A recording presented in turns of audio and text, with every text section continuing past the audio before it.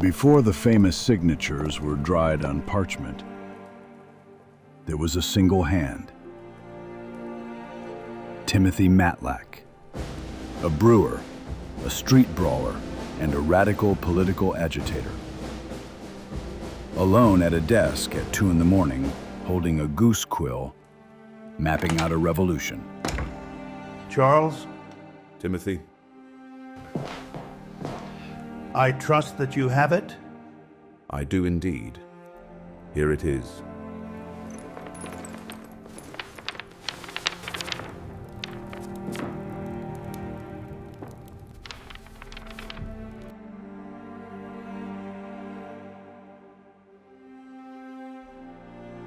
It is to be engrossed on parchment. Every delegate will sign. And if the king's men find this, or the man who wrote it, Then we shall all hang together. But it must be beautiful. It must look like the birth of a world, not a death warrant. Can your hand stay steady? my hand is steady. But my family, I'll need to send word to the ridge. If Philadelphia falls, the high ground is the only place left to hide. Every stroke of his pen was treason. In 1776, an act of rebellion wasn't an abstract debate. It was a death warrant.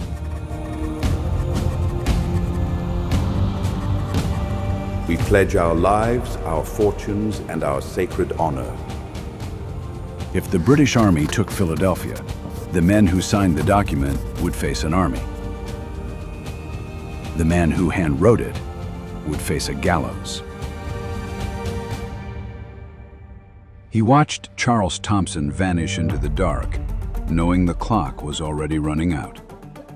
3 miles across the Delaware River, the British Army was already preparing to march towards the exact 150 acres of ridge soil his family called home. He wasn't just writing a declaration. He was drawing a battle line directly through his own blood.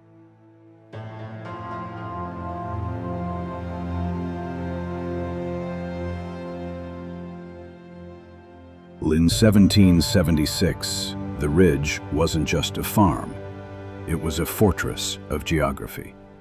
Sitting 120 feet higher than Philadelphia, it served as the crow's nest for the Continental cause. From this crest, Timothy Matlack's uncle and cousins weaponized the vantage point. They tracked the glint of British bayonets from 2 miles out, mapping troop movements across the valley below.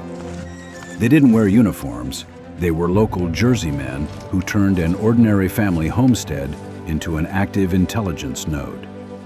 The information was instantly encrypted, relayed through a coordinated network of coded signal fires stitched across the tree canopy and carried by midnight express riders down the back slope of the hills. This was the Sand Hills Spine, the only dry, tactical path through the unmappable lowland swamps of South Jersey. If you held the ridge, you held the intelligence. The Matlack family used this ground to monitor British troop movements along White Horse Road, ensuring the Scribe in Philadelphia always knew when to run. Through that brass field glass, the coordinates of an empire were being calculated and fed directly to General Washington's command. The trap was being set. But lines on a map are just theories until they're paid for in blood. Timothy Matlack wrote the words. The Continental Congress ordered the work. And Lieutenant John Stafford, of General Washington's elite lifeguard, was what the revolution actually spent.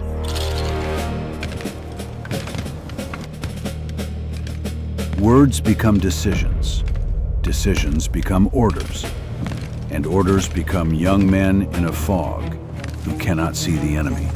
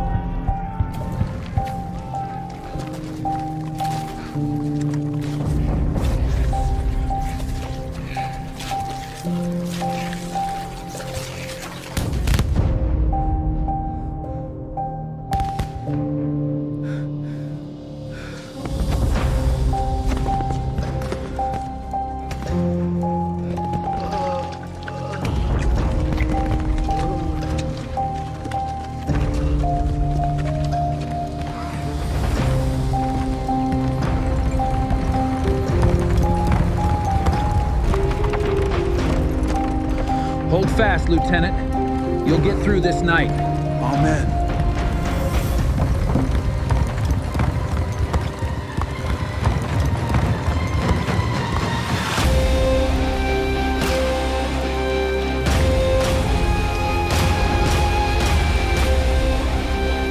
Over here! Over here!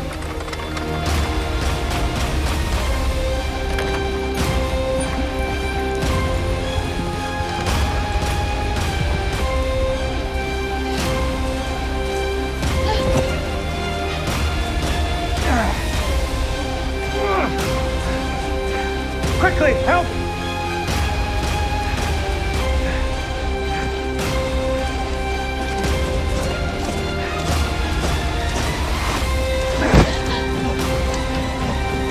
Help!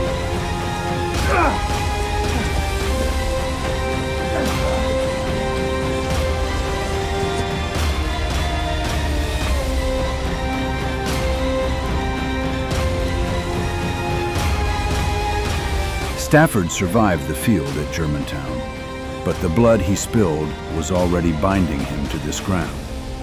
He didn't know it yet, but he was coming home to the family of the man whose words he went to war for. A love story embedded in the most consequential document in human history.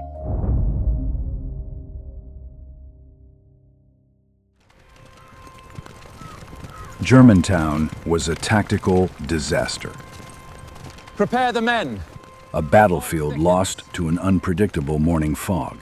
We must move. But General Washington hadn't just defended a position.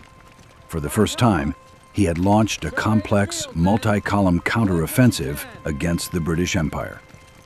He lost the field, but he proved his army could fight. We must press on. While the high commands calculated the political fallout, the physical cost of the battle was carried miles across the Delaware River, up the quiet, protective slopes of the sand hills. Under the roof of the Ridge homestead, the war became a matter of inches, of stanching iron-rich blood, boiling clean well water, and keeping a shredded shoulder from succumbing to infection. With Philadelphia fallen, Timothy Matlack was now a hunted man, a fugitive hiding out in the only sanctuary he had left, the sand hills of South Jersey. the scribe, the soldier, and the shield. Under this roof, the three pillars of the American story merged. It is easy to write a revolution on paper. It is another thing entirely to watch a boy bleed for it on your floor. Shame for the suffering his words had caused, but a fierce, blinding hope in the strength of the resistance. Through the dead of winter, as the wounds closed, a different kind of bond took root. How are you feeling? Not out of sentiment, Better now, thanks to you. but survival. A soldier who had lost his unit and a family who had risked their lives, binding themselves to each other and to this earth. Out of the freezing dark of Valley Forge, a nation was being reconstructed. And when the winter finally broke, the ridge was no longer a hiding place. It was a home. From the shadows of the timber, the scribe watched the soldier he had saved step into the light. He didn't see the shame of the war anymore. He saw the architecture of its survival. The lines Matlack drew on parchment became a covenant written in blood, signed with a wedding ring, bound to the sand. For 2.5 centuries, the Stafford and Matlack legacy has been preserved in this dirt. It outlived the muskets. It outlived the empire. The land transformed its tactical advantage into an agricultural covenant. John Stafford once stood on this crest with a weapon, defending a revolution. Today, his hills are worked by those who do not have to fight for it, because someone already did. The sound of the carriage faded long ago, but the land still tells the story. When you stand on this ridge today, looking out over the valley floor, your eyes are tracing the exact lines of sight that saved an army. The elevated horizon that modern guests gather to watch at sunset was the very same vantage point where the Matlack family stood watch in the freezing dark. The cool evening breeze that rustles through the outdoor seating is the precise downslope air drainage that kept our scouts' lenses clear. Every detail of the modern estate is an unwritten map. The paths you walk between the vines are the paths the midnight couriers rode to outrun an empire. The quiet sanctuary found here today was paid for by individuals who refused to let this soil break. Today, Saddlehill isn't just a vineyard. It has become a top agro-tourism destination for all of southern New Jersey. The land transformed its tactical advantage into an agricultural legacy. You aren't just holding a glass. You are tasting the victory of the ridge.